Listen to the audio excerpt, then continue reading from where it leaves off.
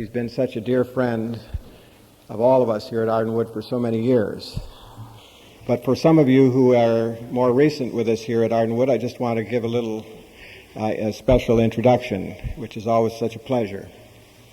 Mr. Daniel L. Jensen has been associated with Arden Wood for many, many years, and more officially since the early 1970s, when he was appointed with other people from our local community to head up a group that later became the Board of Trustees for this facility when the Arden Wood was turned over to the local community back in 1975.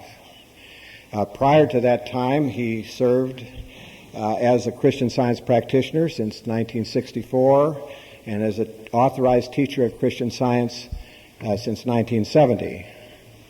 We'll keep going back. How far back do you want to go, Dan? He received his master's degree from the University of California, Southern California, and his law degree from Hastings Law School college here in the Bay Area. But of course, his love always was Christian Science, having been a lifelong student, and so it was very natural for him to drift or move towards the practice. Of course, we know how active he has been in all this time. We first became acquainted with Dan Jensen long before we came to Arden Wood from a talk that he gave up in Oregon. And I knew at that time I really wanted to get to know that gentleman better. And fortunately for my wife and me, this has been a lovely relationship, a friendship that we've had with Dan and his dear wife Ann for a number of years. The title of his talk today is Improving Your Models. And let's all welcome Dan Jensen.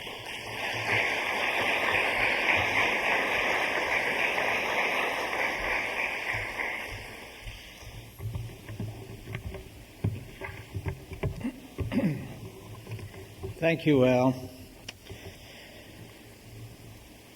Our leader reminds us we are all sculptors, working at various forms, molding and chiseling thought.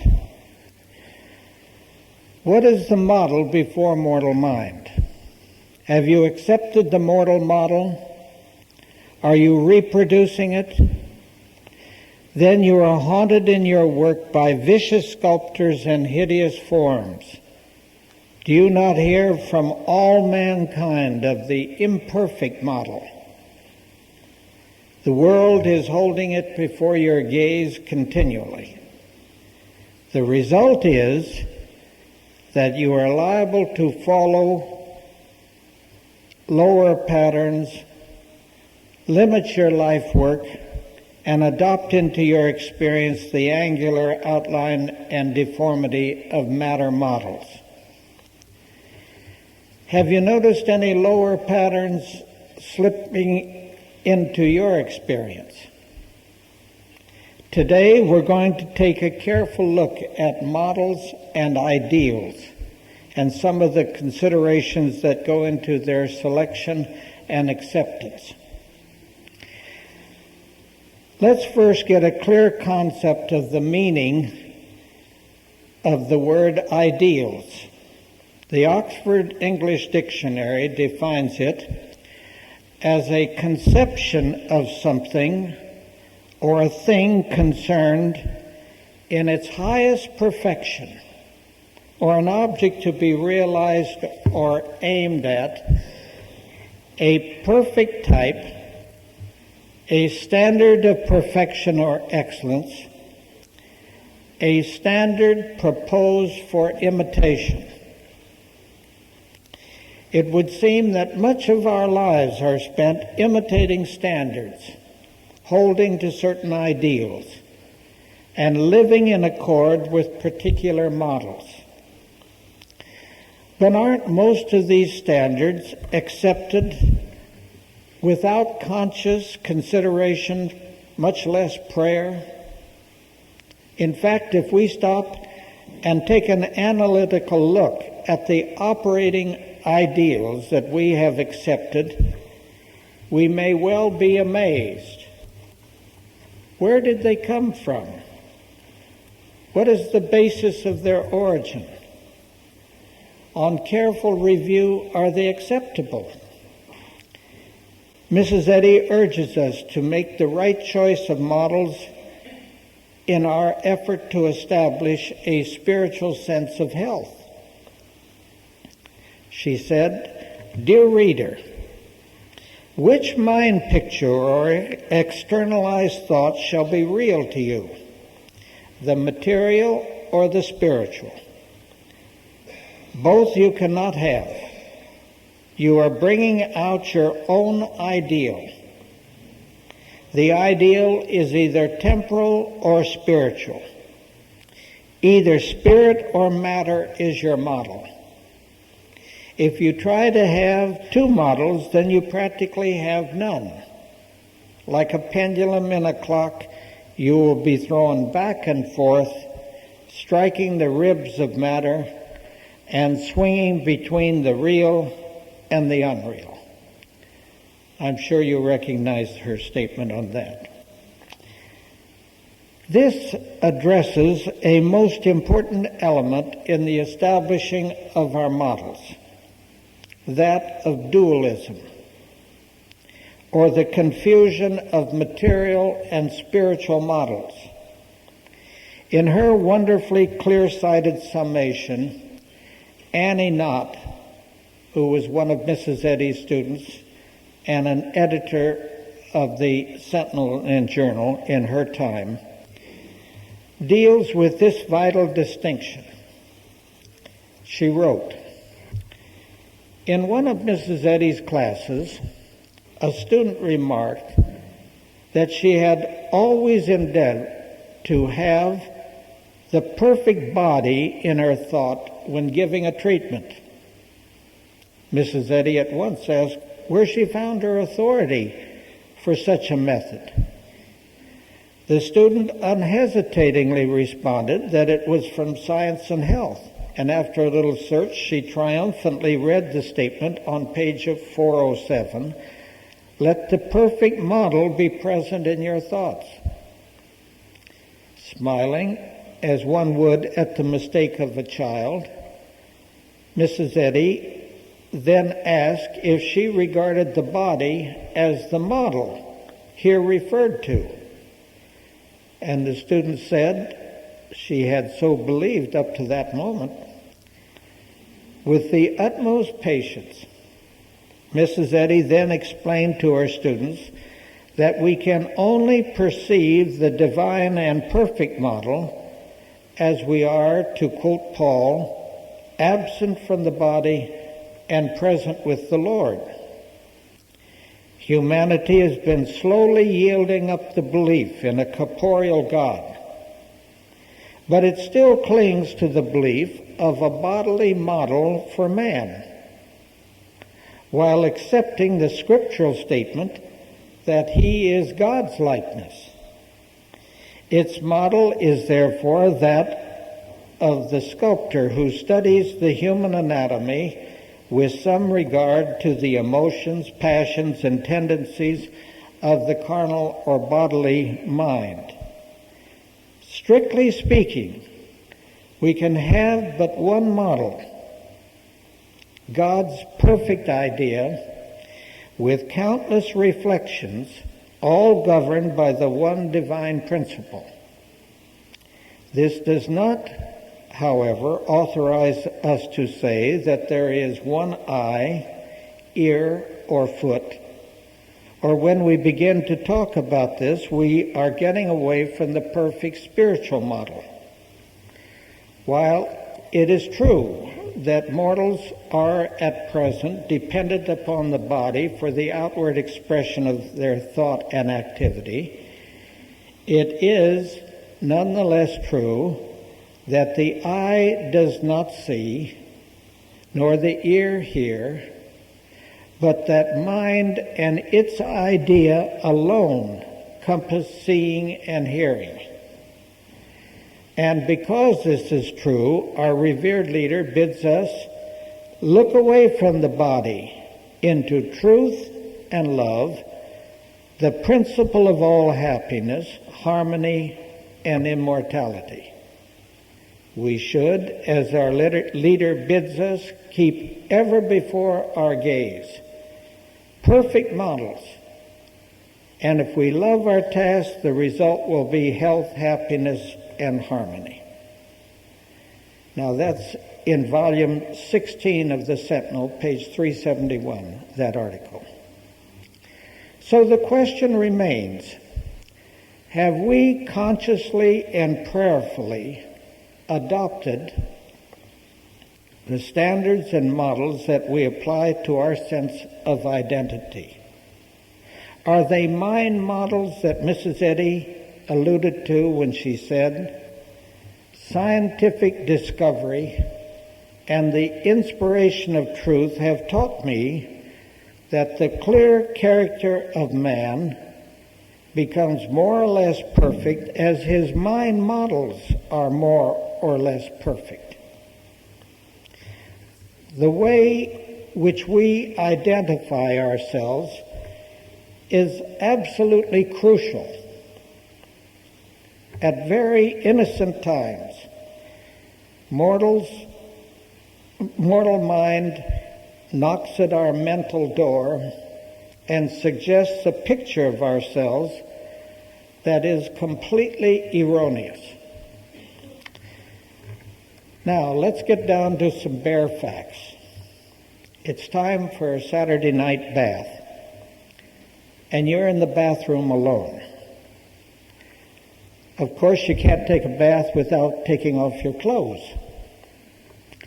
And as there's usually a mirror and some pretty bright lights, you are suddenly faced with a very clear, life-size, full-color, 3D reflection of a body. Your body. Talk about a moment of stark identification. Here it is. It says, this is me in person, revealed, fully revealed. Now what occurs? Honest Injun now. Don't you almost immediately begin to evaluate this picture according to and in comparison with certain standards? And to what are you comparing it? What are the standards, the ideals that form the basis of these comparisons? Are these standards material or spiritual? What is your ideal body?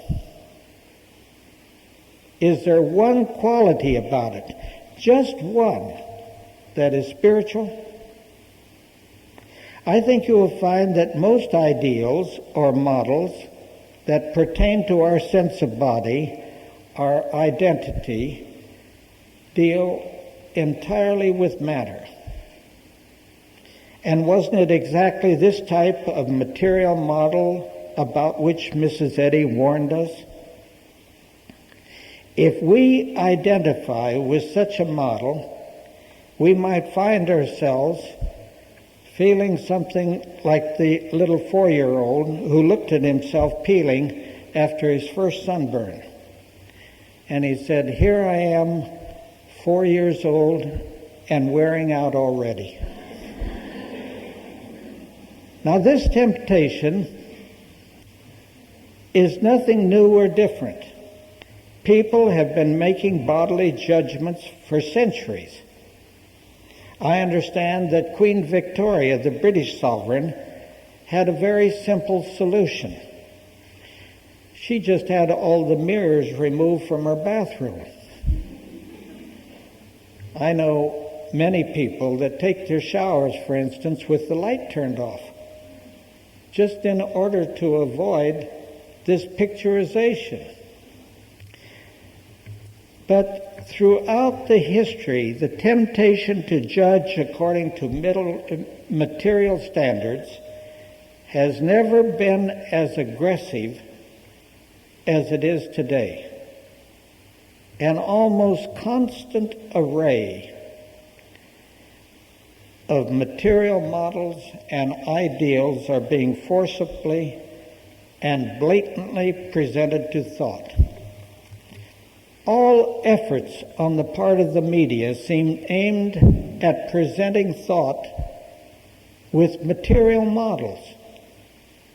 And we can, of course, never become conscious of a spiritual model while accepting and identifying with models that picture man and body as material. It's hard to turn on the radio or the television that some kind of a model of physicality isn't being presented to us, or standards pertaining to physical activity, even to the heartbeat or pressure of the blood system or something, is held up as a standard. And if you aren't in accord with that standard, the world says, ooh, there's something amiss here. Correct identification never involves duality, spirit and matter. Spirit is the actual and only existence, and matter has only the substance of a dream, an illusion. And we're going to talk about that considerably today. The various means that Mrs. Eddy used in order to get the concept across that we do not live in matter. That there isn't one atom of matter, not 1 ounce of matter. That everything about man is spiritual. Mrs. Eddy tells us that sleep and mesmerism explain the mythical nature of material sense. Now, that's a very succinct statement. She was using every method that she knew in order to get across the idea that physical sense testimony is a myth. Well, that's a task, and she realized that. And the physical senses are what make it so difficult to get by the body appearances to us. Now, in using, she says, sleep or the dream, she uses this because she knew everyone has had dreams. And therefore, everyone has experienced what occurs in a dream and how real it appears to us in a dream. And that when we awaken, it is instantly, half an instant, it takes to realize that it is an illusion. Totally. Now, we've all experienced this, and Mrs. Eddy refers to the waking, sleeping dream, and we're going to go into that considerably. She also talked about the whole thing of mesmerism. Well, I doubt if hardly any in this room have really seen somebody hypnotized or are familiar with it today. But that wasn't the case in Mrs. Eddy's day. Almost everybody on the street knew what hypnotism was because it was a part of almost every vaudeville show that appeared in that day.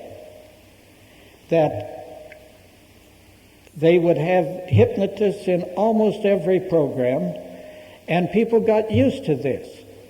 They had seen people hypnotized, and how they were made to see or not to see to feel or not to feel, to taste or not to taste, to smell or hear things that were not there according to the ordinary physical sensations, and thus demonstrated the mythical nature of material sense. Now, if we can get that concept that material sense is not true, it helps enormously in meeting a claim. Or you nurses as being able to care for patients and not to stand aghast at what the senses try and tell you. She said, "Now I ask, is there any more reality in the waking dream of mortal existence than in the sleeping dream? There cannot be, since whatever appears to be a mortal man is a mortal dream. The spiritual real man is immortal." Mrs. Eddy's comparison of the sleeping and waking dreams is extremely helpful. Now let's consider it. Is there a single thing, location, condition, feeling, sensation, action, reaction, which you can see or experience in a waking state or a waking dream that you can't and don't feel in a sleeping dream? Isn't that true? You can experience anything that you could experience in a waking experience, you can experience it in a sleeping dream. This affords us, as she noted, a unique opportunity for careful comparison and a means of gaining insight into our waking dreams. See, that's the one that causes us trouble, the one we are in right now. For everyone has experienced the apparent reality of a sleeping dream. Let's say that when you fell asleep last night, you had a dream. And in that dream, you were told that you had been born in a certain place at a certain time, and that certain people were your parents. In your dream, you went about your business, working and playing, laughing and crying, rich or poor, sick or well, young or old, hot or cold, wet or dry, experiencing the entire spectrum of conscious existence. But I asked, during this dream, could you see yourself lying there in the quiet repose in the darkness of your bedroom? No, not as long as you remained within the purview of your dream. Why? Because an interesting phenomenon that occurs in a dream, let's call it the dream context. And remember this because it applies to the waking dream also. It's as though there were a high, impenetrable wall that is suddenly erected around the dream, so that all you can see is what is taking place within the context of your dream. What you are apparently experiencing within the dream seems to be all that exists. That's why we actually cry out in pain or pleasure, joy or fear, etc. We just can't see over the mental wall of that dream illusion. If we could, would there be any cause to fear?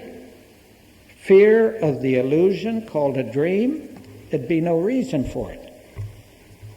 Now, let's look at another circumstance that occurs within the dream.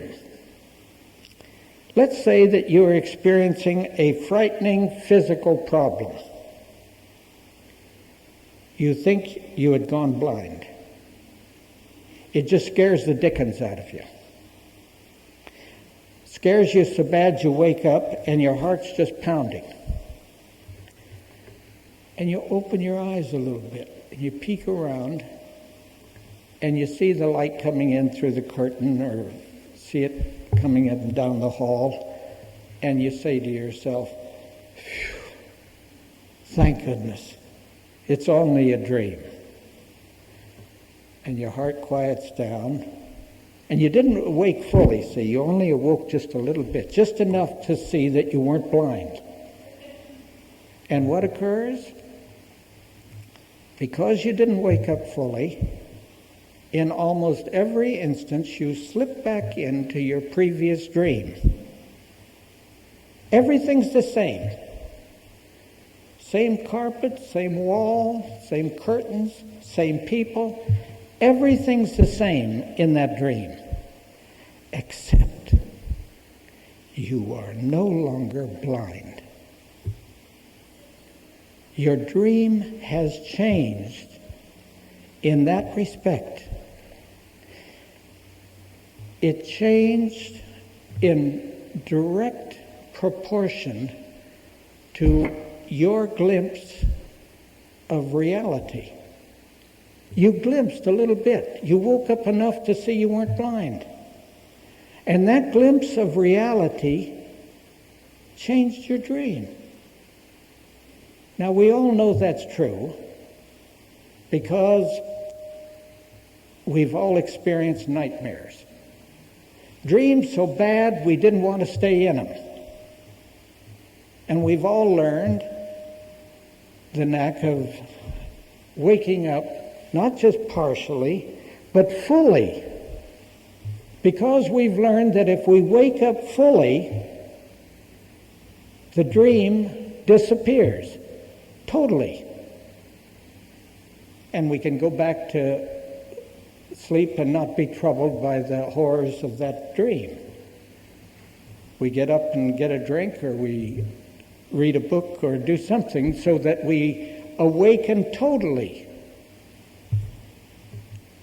instead of just partially to see that we weren't blind in this. Now remember what Mrs. Eddy tells us.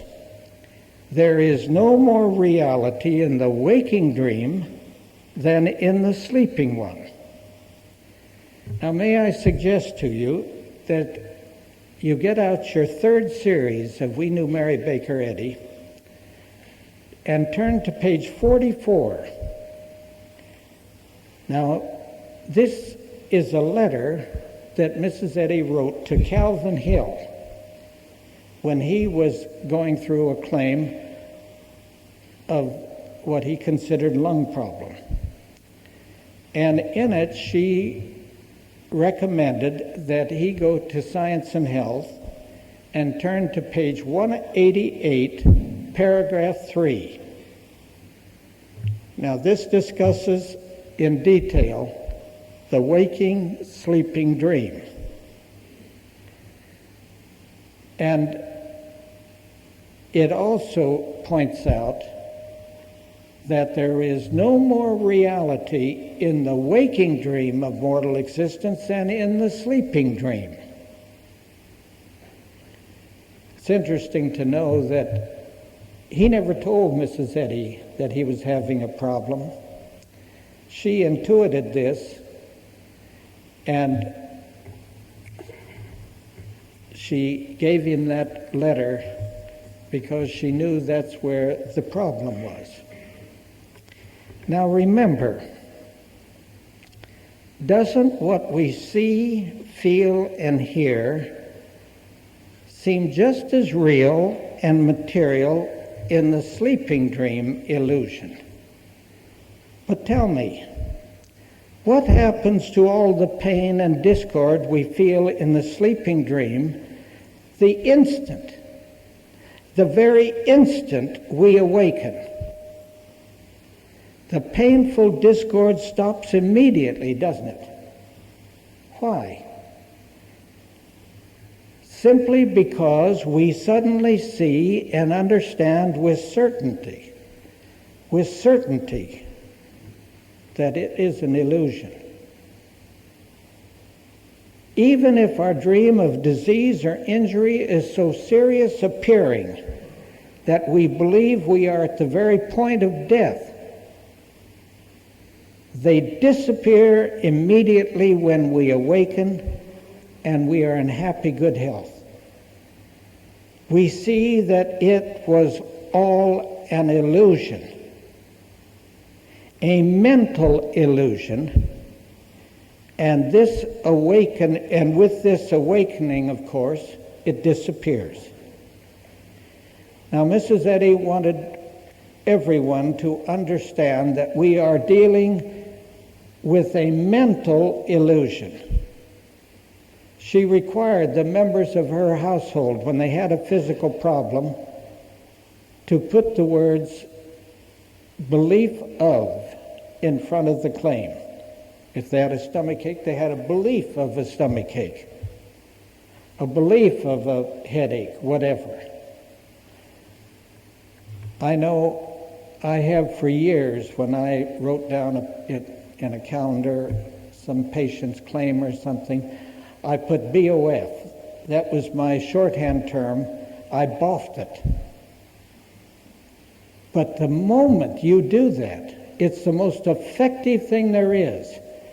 The moment that you regard it as a belief of, what have you done?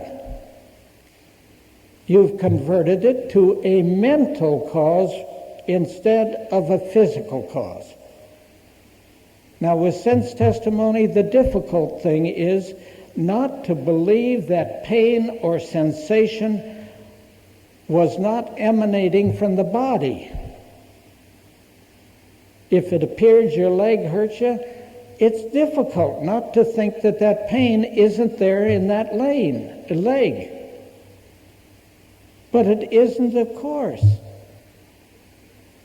And in a sleeping dream, when you were dreaming that you had a pain in your leg, what happened the instant you awoke?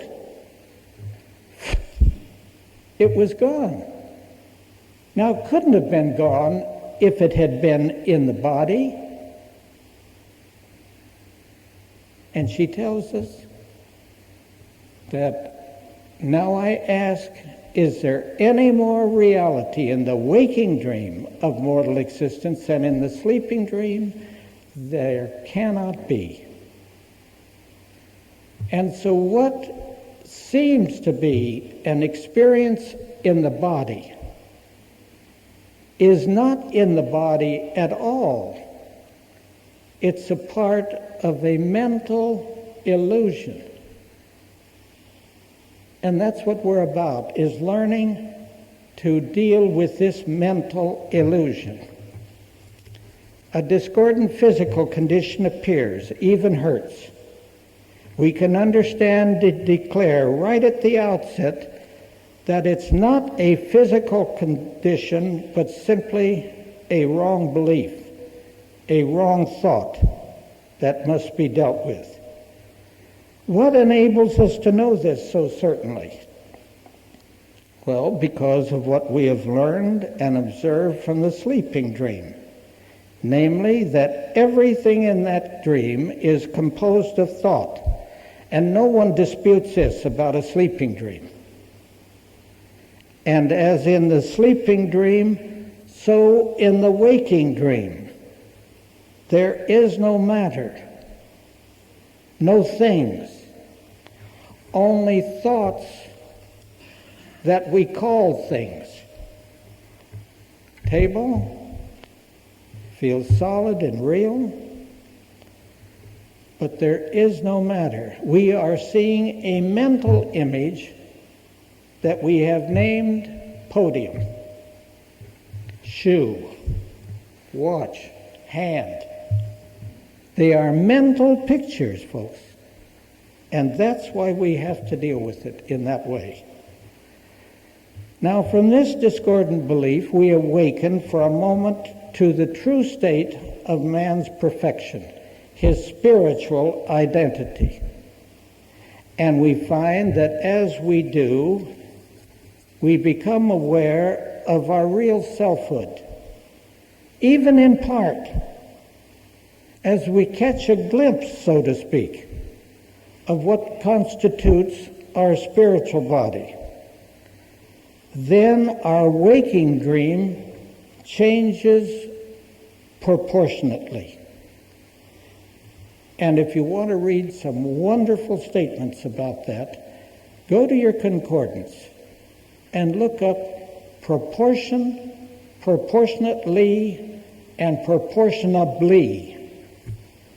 They are real meat and potatoes citations. There's nothing pablum about those. Study them carefully, and you can begin to see how in proportion as we see the spiritual real, in that proportion does the material dream become less real. And isn't that what we're doing in our study, is the spiritualization of thought? And in proportion as we accept this, it changes. It changes our waking appearing dream. And we call it a healing.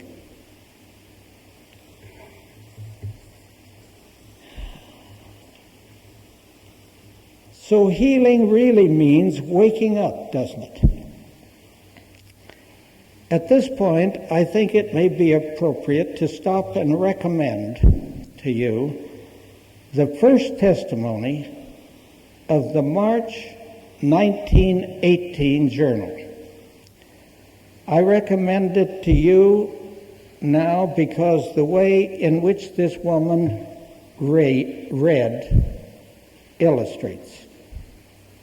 I think you will find it to be probably the most remarkable testimony you have ever read. I believe this concept, thank you, of partial awakening and its side effect of healing. Now, I don't want to tell you all of it because I don't want to spoil it for you, because it's such a wonderful testimony.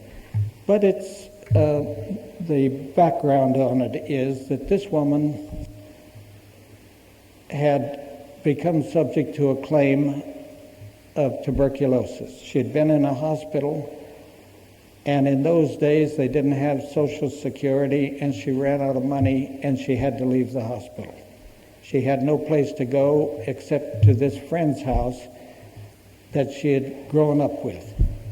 And this friend was a Christian Scientist. But she wouldn't go until she made her promise that she wouldn't talk to her about Christian Science, because she didn't want to be told that she wasn't sick when she knew darn well she was sick. When she got to the doorstep, she collapsed, and they helped her in, put her to bed. And the sneaky Christian Scientist, as she left her, she said, "Here's a book you can read if you can't sleep." And she left her. And this woman was laying there thinking about this and going over the fact that her friend, this Christian Scientist, had had such a different life than she had had. And the only thing she could think about that was different, really, was that she had been a Christian Scientist. And so, laying there thinking about it, in curiosity, she picked up the book and began to read. Now, her eyes were so weak, and she had big, thick glasses, she could only read a line or two at a time. She'd read a line, not even coming to her at all that it would heal her. But she just wanted to see if this was the truth. So she'd read a line, and she'd stop and think about it. And she'd turn it every which way. And every time she came to the conclusion that it was true. By then, her eyes had recovered enough where she could read another line. And she'd do the same thing with this. Line by line, she began to read for 20 minutes. And at the end of 20 minutes, she got up from that bed healed. She threw away her glasses. She couldn't even see through them anymore. She was at the point of a nervous breakdown, and she said her nerves heard the command, "Peace, be still," and she was perfect. Now, I won't go through all the things that she was healed of. She was healed of the tuberculosis right away, immediately, and passed the test and got her teacher's certificate so she could go back to teaching. But wait till you read the one about her ears. Now, I won't tell you that, so you can go read it. But it's the manner in which she read that I'm recommending this to you. If we can read like this, you're going to find a whole new book in Science and Health.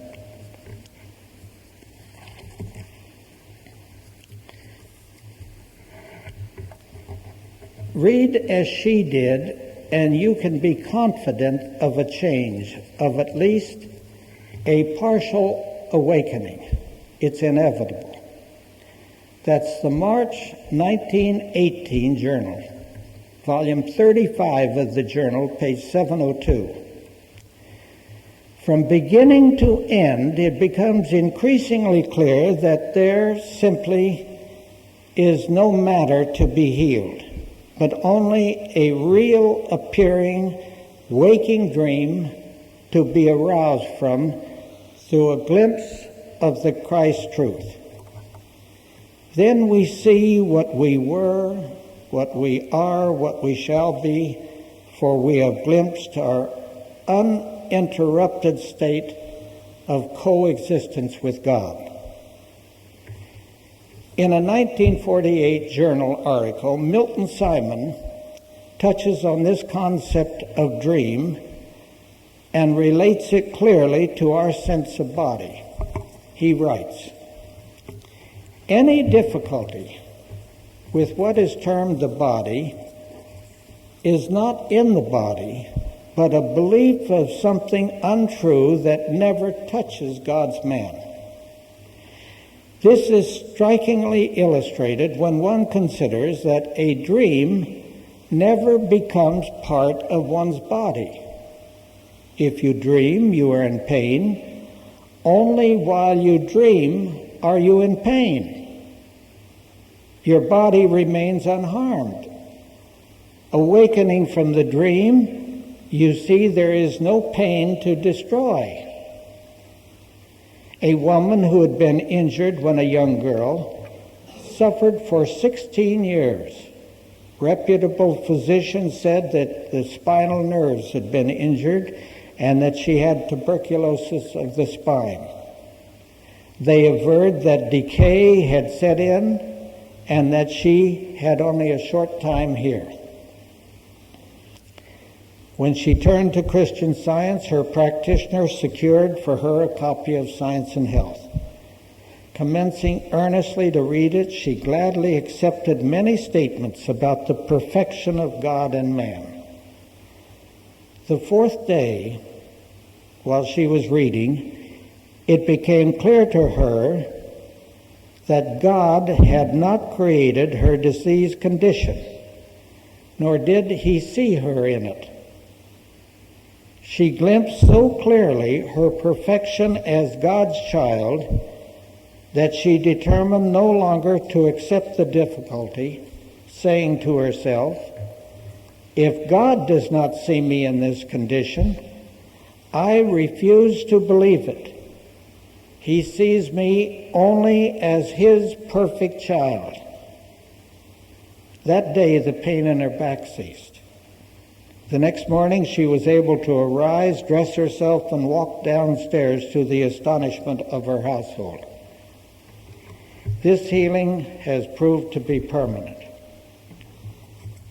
The writer has found it helpful to analyze this experience because if the disease had been a condition in matter, if the physician's diagnosis had been correct, if the so-called laws of materia medica really govern man, this ailment, called incurable, could not have been healed through spiritual means alone. The conclusion then must be that disease was not God created, that no law of His was regulating it, nor was any intelligent mind cognizing it, for the one mind, God, could not and did not see it. When the woman accepted her God-given dominion and refused to believe the illusion, it ceased to be. It did not exist to be taken away. It needed only to be disbelieved. The intelligence of divine mind so enlightened her consciousness that fear and false belief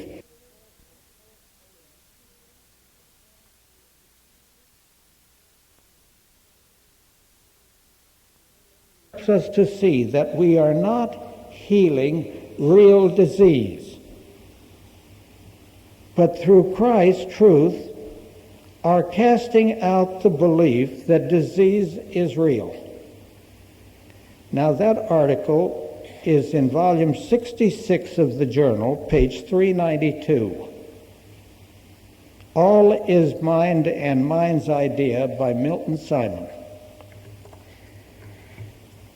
Mrs. Eddy reminds us of the mental nature of all things when she says, "The verity of mind shows conclusively how it is that matter seems to be but is not.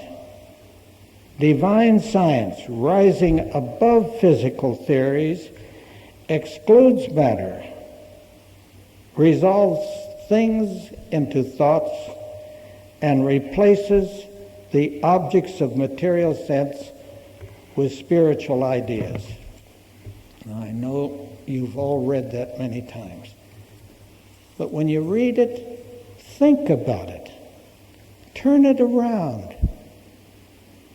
Let the truth within that come clearly. Be like Jacob. Refuse to let go until it blesses you. You know, she tells us the truth has a healing effect even when not fully understood. Be aware that these statements have the power of the Christ truth within them. And it's that Christ truth. It's that Christ truth. It's that Christ truth that destroys the lie. Now, what about this resolving of things into thoughts and replacing the objects of material sense with spiritual ideas? How do we do it? Mrs. Eddy instructs us.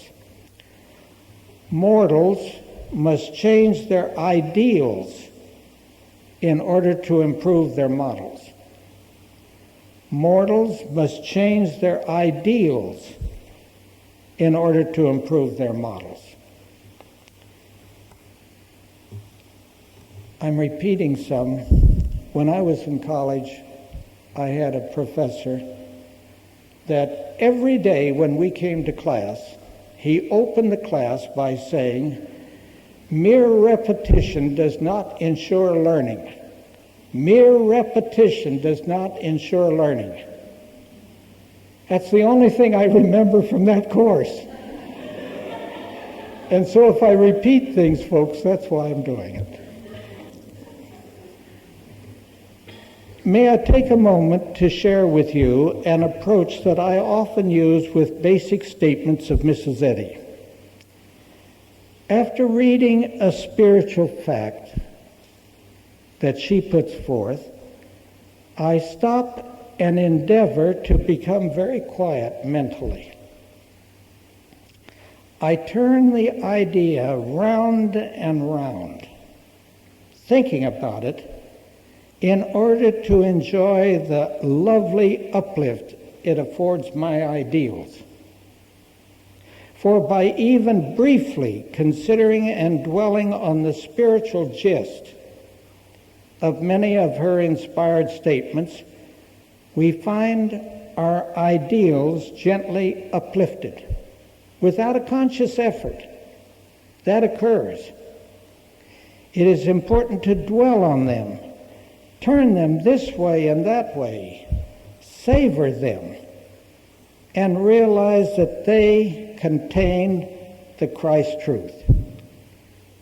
For it is this truth which heals, destroys the lies, the false beliefs, the demons, as they were referred to in the times of primitive Christianity, where they are when they were regularly raising the dead. And if you'll turn to page 17 of our manual, you'll find out that that's what our church was patterned after, primitive Christianity and its lost element of healing. And that's what they did. They destroyed the lies. They called them the demons.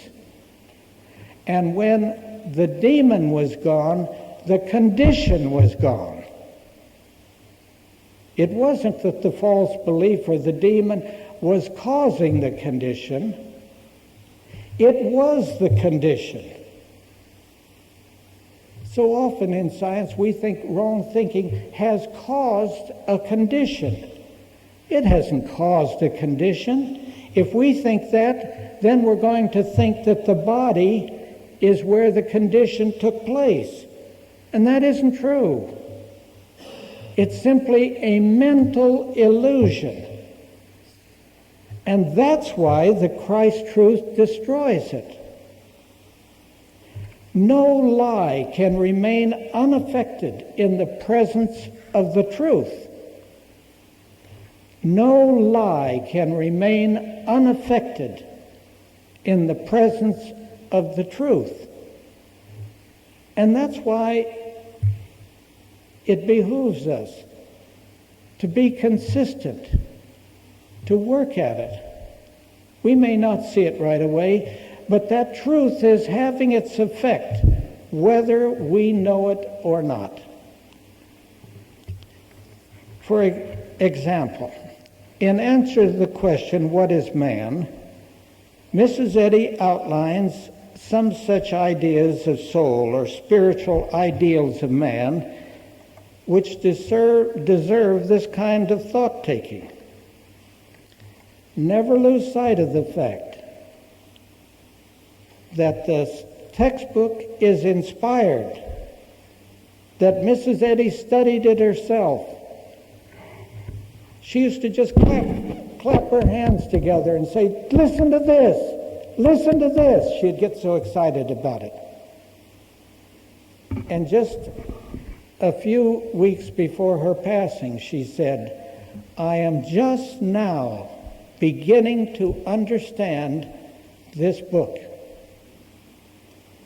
Now, if she saw that it was inspired, it wasn't something that she just thought of, but it came to her directly from mind.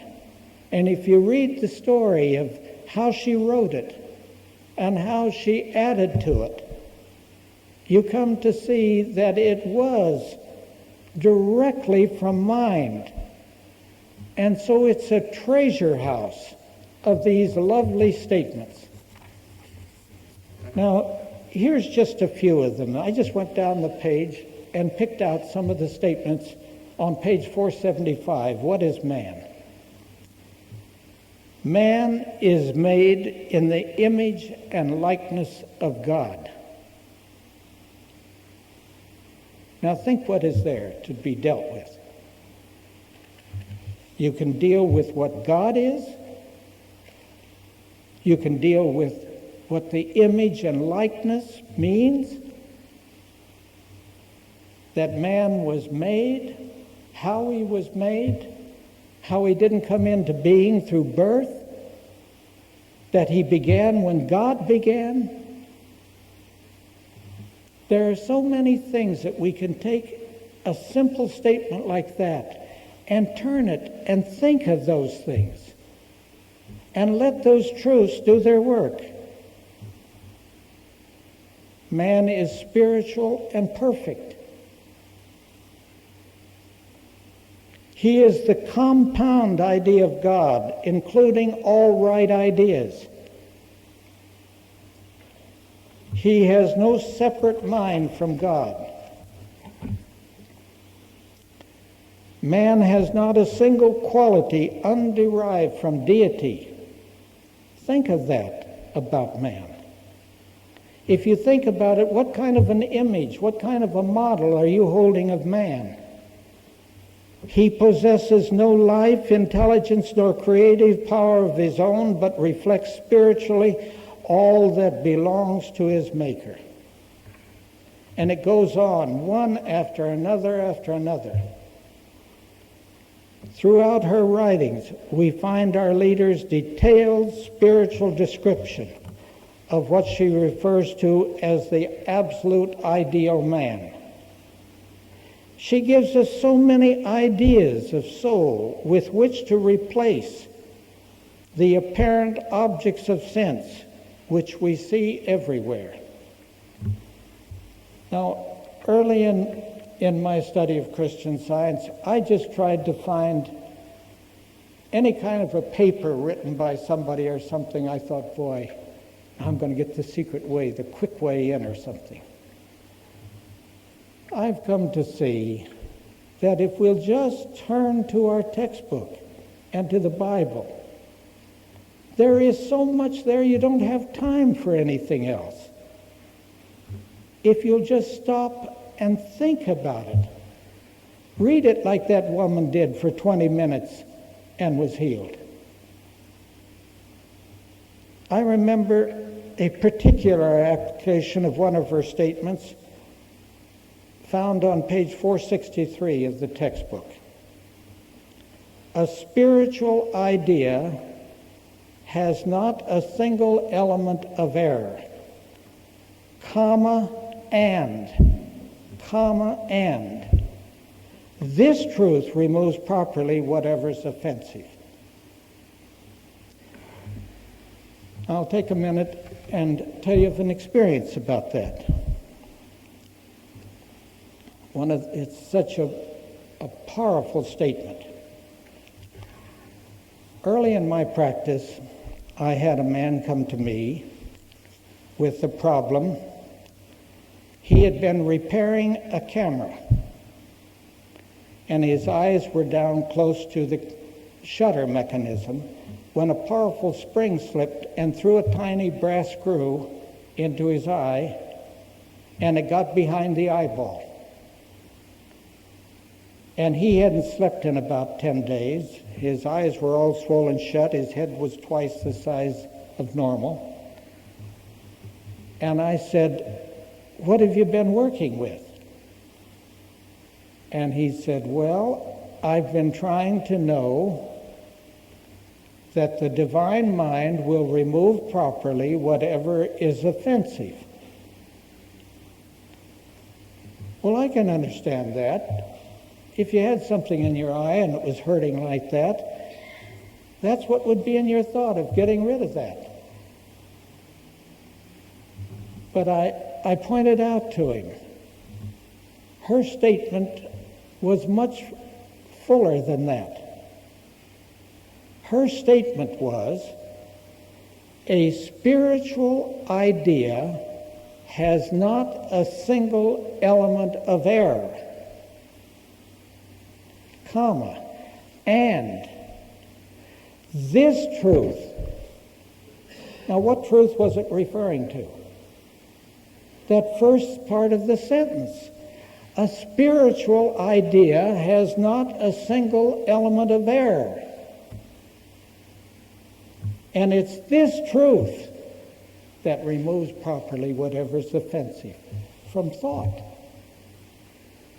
You see, he was trying to get rid of a material object from a physical body. And that isn't what this talks about at all. Now, I know it appears that way. And if they'd taken x-rays, it probably would have shown a brass screw there.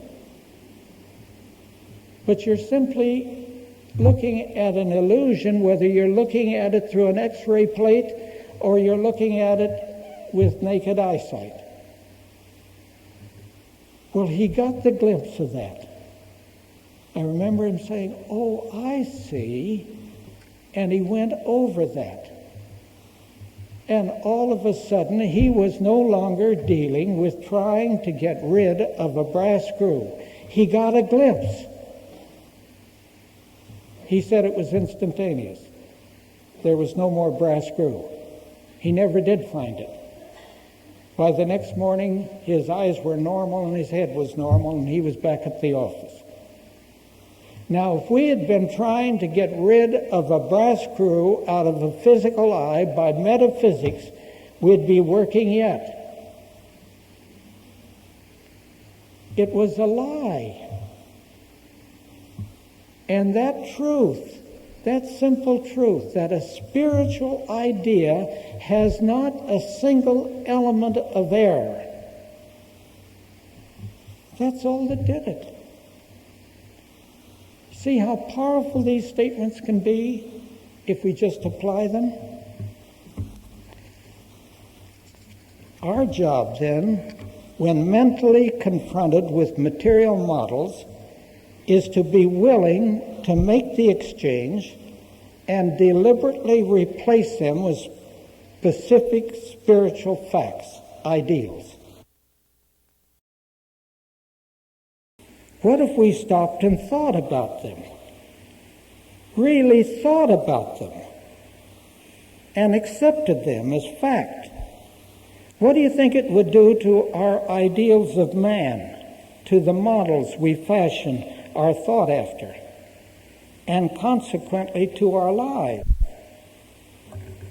When we mistakenly identify ourselves as material and set about by one means or another to heal or create a physical body, what are we doing? Well, it's as though you were going on a train trip. When you arrive at the station, one of your friends is there, and he goes out onto the track, and he looks down the track, and he says, comes back in genuine alarm, and he says, "You can't get on those tracks. Those tracks go together right outside of town." And 20 pairs of eyes look down those tracks, and that, sure enough, they go together, they merge. Now, only a fool would get on a pair of tracks where the train's going to tip over pretty soon. But you relying upon what you know, not what you see, because your eyes are seeing those tracks go together also, but relying upon what you know through education and experience, you get on that train and go hurtling off at 80 miles an hour unafraid. Now, when he said that, you had three choices to make. One, you could pick up your suitcase and go home. Two, you could get on the train relying upon what you know, not what you see. Or you had a third choice. You could all go down on the track and hold a prayer meeting and try and heal those tracks. Now, we can laugh at that, but isn't that what we do so often? Try to heal tracks. An illusion?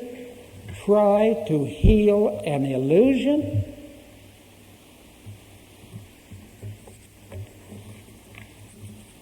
The God we speak of is invisible. John said, "No man has seen God at any time." Jesus confirmed this in declaring, "Ye have neither heard his voice at any time or seen his shape." And Paul speaks of the image of the invisible God. So if God is invisible, and he is, then his image and likeness must be invisible. Thinking of God as invisible may make us feel something like the little girl whose father was putting her to bed. When they went into the dark bedroom, he felt her little arms tighten around his neck. "I'm afraid, Daddy." And he said, "God's right here with you, honey." "I know, Daddy, but I want somebody with skin around them." Aren't we often like this, thinking we want something with skin around them? Actually, thinking of man as invisible puts us in a whole different ballgame, doesn't it? See what it does to disease? No one ever thinks of disease except in connection with a visible, material body, do they? And the same thing with sin, age, lack, and the like. They just can't continue when man is seen as spiritual, materially invisible, can they? It makes it easier to see through the claims of mortal mind when there is no material body for them to inhabit or affect. We can more easily see man as immune, untouched by mortal mind's claims, indestructible and eternal. Now that's not so hard to do. You live by that all the time, whether you realize it or not. The dearer somebody is to you, the less you're aware of their body. What about honesty? What color is it? Is it a liquid, solid, or gas? We realize, of course, that honesty is invisible. Yet our entire lives are built upon it. If there wasn't honesty, if even 1% of the people writing checks were to be dishonest, our entire commercial banking system would collapse. We couldn't get in a car and drive on the highway if there weren't principle and love, all of which are invisible. Man is made of invisible qualities. That's what constitutes man.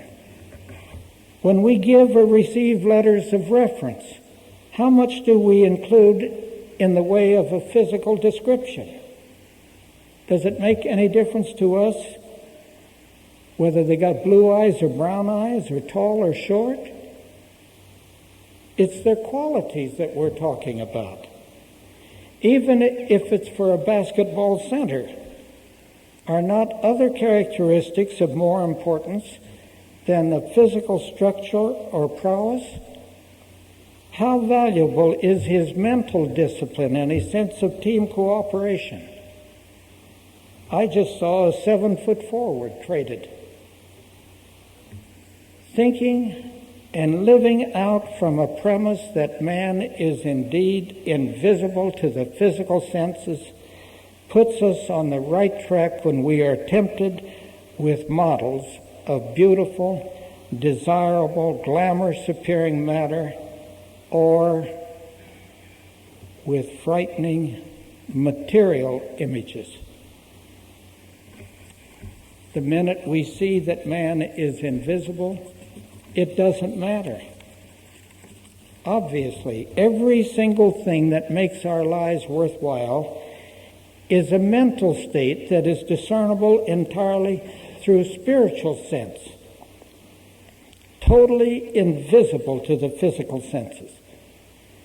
As our identification and attention shifts to these qualities and to the activity of God's image and likeness, we are proportionately less impressed with the material, and our expectancy of healing increases.